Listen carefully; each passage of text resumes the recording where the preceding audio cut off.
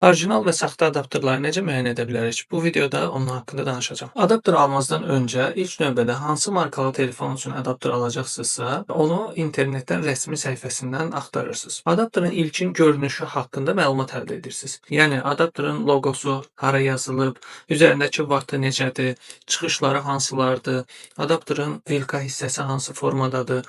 Adapter haqqında ilkin təəssürat sizdə yarandıqdan sonra adapterin üzərində qeyd olunan əsas bu yazıya diqqət etməlisiniz.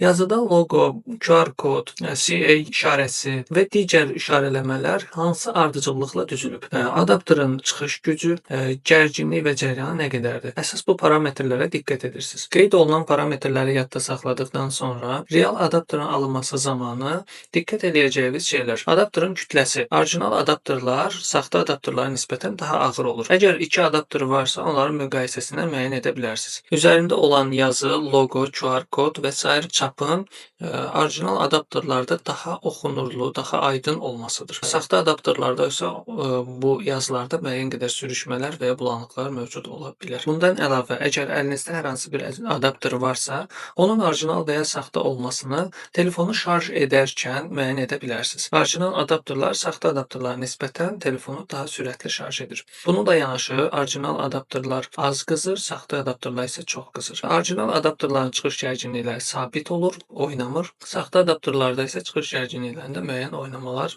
müşahidə oluna bilir. Adapterin orijinallığını yoxlaması ən dəqiq yolu internetdə rəsmi səhifədə qeyd olunan adapterin kütləsi, çıxış gərginliyi, çıxış cəryanı və telefonu şarj etmə müddətini ölçməklə tam əmin ola bilərsiniz. Belə dostlar, bu tip maraqlı və faydalı məlumatlar əldə etmək istəyirsinizsə, izləmədə qalın. Sağ olun.